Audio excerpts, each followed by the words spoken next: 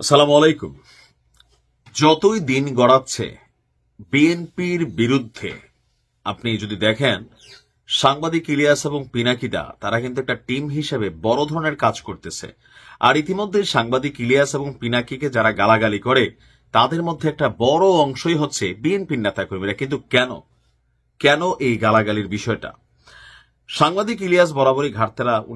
ওনাকে যারা দেখেন যে টাকা পয়সা যেহেতু খান না, কোন ধরনের অনৈতিক সুযোগ সুবিধা তিনি নেন না, সো তার কথাবার্তার স্টাইলটা একটু ডিফারেন্ট। আবার ওনার আরেকটা যোগ্যতা আছে, যদি উনি কারোর বিরুদ্ধে খেপেন তো ঘুরাইয়া পেঁচাইয়া বা ধরেন শালীনতা বা সুশীল শব্দ তিনি ব্যবহার করেন না, ডাইরেক্ট বাংলা শব্দ ব্যবহার করেন। যে শব্দগুলো শুনা আওয়ামী লীগ সরকারের সময় অনেকেই অনুপ্রাণিত হয়েছিল, সাংবাদিক ইলিয়াস এবং পিনাকির ভক্ত হয়েছিল বিএনপির নেতাকর্মীরাই। কিন্তু আজকে তখন নিজ দলের নেতাদের বিরুদ্ধেই সাংবাদিক ইলিয়াস এবং পিনাকিরা কথা বলেন, তখন কিন্তু বিএনপি নেতাকর্মীদের কাছে ভালো লাগে না। গেল কয়েক মাস আগে, ঠিক 1-1.5 বছর আগেও, 1 বছর মাসখানেক আগেও যেই পিনাকি এবং ইলিয়াসের বড় সাপোর্টিং শক্তিরা ছিল বিএনপির নেতাকর্মীরা ফাইল টাইল শেয়ার করত, এখন দেখবেন সেখানে গিয়া কঠিন কঠিন ভাষায় গালাগালি করে। তবে ইলিয়াস তিনি হঠাৎ করে মির্জা ফখরুল ইসলামরে যেই ভাষায় আক্রমণ করেছেন, আগে বঙ্গবন্ধুকে, শেখ হাসিনাকে ঠিক একই ভাষায় তিনি কিন্তু মানে কি বলা যায় আক্রমণ করতেন। গতকালকে মির্জা ফখরুল ইসলামের একটা বক্তব্য নিয়ে সারা বাংলাদেশ তোলপাড়, যে আমার দেশ পত্রিকা, এটাও সাংবাদিক ইলিয়াসদের যে কোরাম, আমাদের মাহমুদ ভাইয়ের গণমাধ্যম আমার দেশ, তো সেখানে তিনি একটা প্রতিবেদন ছাপিয়েছেন যে কলকাতার একটা গণমাধ্যমকে দেওয়া সাক্ষাৎকারে মির্জা ফখরুল ইসলাম বলছিলেন আওয়ামী লীগ এবং জাতীয় পার্টি তাদেরকে নির্বাচনে বিএনপি চায়। আর এরপরই তো ভাই গাছে মাসে আগুন লেগে গেছে। তো এর পরপরই সাংবাদিক ইলিয়াস তিনি একটা স্ট্যাটাস দিয়েছিলেন যে ক্ষমতা পেছন দিয়া ঢুকাই দেব মির্জা ফখরুল ইসলামের ছবি দিয়া, মানে বাকি অর্থটা তো বুঝতেই পারছেন যে তিনি কি মিন করছেন।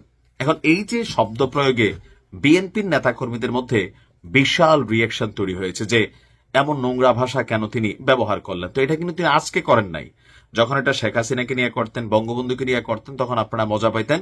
আজকে যখন আবার আপনাদের উপর আসছে তখন বিষয়টা খারাপ লাগছে। কিন্তু সাংবাদিক ইলিয়াস দমার পাত্র না। ডক্টর ইউনূসকে নিয়ে আজকে দেখছেন সুৎখুর টুৎখুর থেকে শুরু করে যে ভাষা দিয়া আক্রমণ করছেন, এমনকি তিনি বলতেছেন এখন অনেকটা শালীন আছেন, ক্ষমতা থেকে সরে গেলে ডক্টর ইউনূস আরো কঠিন ভাষায় ওনার 14 গোষ্ঠী উদ্ধার করবেন। পাশাপাশি পিনাকিদাও বলছে ঠাপাইতে ঠাপাইতে নাকি মানে হেলিকপ্টারে রশি ধইরা ওনাদেরকে বিদায় করবেন। এখন করতেছেন না কেন? পুলিশ আর্মির পাহারা আছে। মানে কি পরিমাণ একটা বাটে পড়ে গেছেন ডক্টর ইউনূসের অবস্থানটাও তাই। এখন এই যে নিউজটা আসছে এটা নিয়ে আমরাও কিন্তু রিয়েকশন দিয়েছি, কথা বলেছি। তবে আমি আমার মতন সবসময় সম্মান দিয়ে কথা বলার চেষ্টা করি। বাট এই নিউজটা ভাইরাল হওয়ার পরে মির্জা ফখরুল ইসলাম আলমগীর এই মুহূর্তে তিনি যুক্তরাষ্ট্রে অবস্থান করছেন, সেখান থেকে তিনি আবার একটা বার্তা দিয়েছেন যে এইটা বেসিক্যালি এআই এডিটেড করা, বা কলকাতার যে গণমাধ্যম এই সময় এরা আসলে ভুলভাবে বিষয়টাকে উপস্থাপন করছে। এমনকি বিএনপির পক্ষ থেকে বলা হয়েছে মির্জা ফখরুল ইসলামের বক্তব্যকে ভুলভাবে উপস্থাপন করা হয়েছে। এটা নিয়ে আপনি দেখছেন যে এনসিপি জামাত ইসলামকে নিয়েও একটা বক্তব্য আসে যে 30টা সিট চাইছে, জামাত আবার পাল্টা চ্যালেঞ্জ ছুড়ে দিছে। তো এই সকল কিছু মিলিয়ে মির্জা ফখরুল ইসলামের বক্তব্য যে আসলে তিনি এমন বক্তব্য দেননি, এটা কলকাতার ওই গণমাধ্যম ষড়যন্ত্রমূলকভাবে বিএনপিকে এবং মির্জা ফখরুল ইসলামকে ছোট করার জন্য করেছেন। এটা নিয়ে তিনি তার একটা বক্তব্য দিয়েছেন, যেটা এআই দিয়েও এখানে অনেক খেলাটেলা তৈরি করা হয়েছে। কিন্তু প্রশ্ন হচ্ছে সাংবাদিক ইলিয়াস ভাই যেভাবে ক্ষিপ্ত হন, আমার কাছে মনে হয়, আমি বরাবরই বলি, যদি আমার কথা শুনলে তিনি আবার আমার উপরেই ক্ষিপ্ত হইতে পারেন, যে আপনি যেই মাপের সাংবাদিক, এখন আপনি প্রতিবাদ করবেন, আপনি কথা বলবেন, এটাই স্বাভাবিক। কিন্তু ইদানিংকালে আপনার যে ভাষা প্রয়োগ, কোথাও না কোথাও অডিয়েন্সদের মধ্যে একটা অংশ আপনার কাছ থেকে আরেকটু হয়তো সুন্দর কথাবার্তা চায়। এটি করলে আবার ইলিয়াস ভাই খেপা যায়, বাস্তবতা হচ্ছে এটা। তারপরে আমার কাছে মনে হয় যে আপনার সমালোচনার ভাষাটা আরেকটু সুন্দর হওয়া উচিত দিন শেষে। আপনি কি মনে করেন? ভালো থাকুন। আসসালামু আলাইকুম।